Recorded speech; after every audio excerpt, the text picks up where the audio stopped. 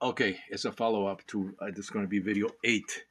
Um, you can see the outdoor lamps here have gone bad over the years. You know, once again, incandescent little lamps here. I'm going to be changing this, I believe, to LED lights. And believe it or not, you know, this is I use whatever I had sometimes to get creative with these lamps. I didn't.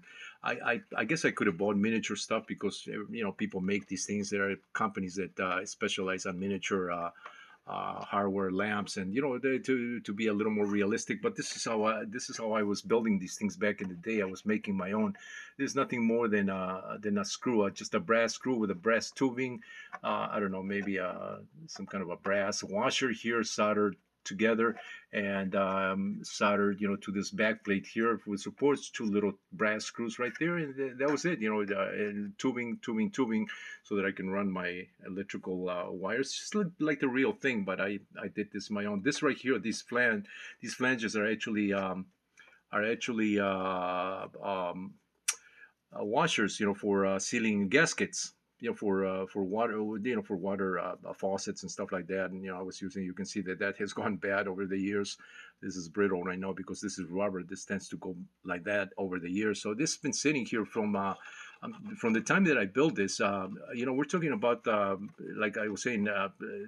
Last time I think I touched this was around 82 maybe 82, 83. So it's been sitting like that with all these parts, you know, from that time. So you can do the math and figure out how long this is.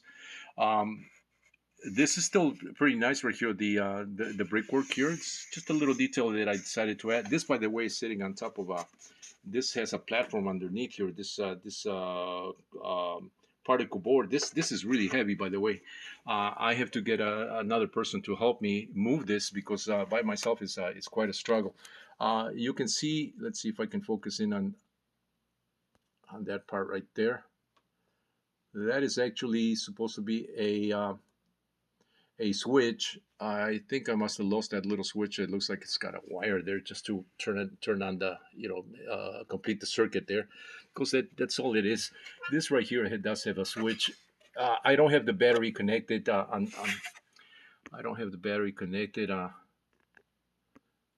from this angle here, but that is a switch right there that turns on some additional lights in here, and I believe the garage light also has some lighting in there.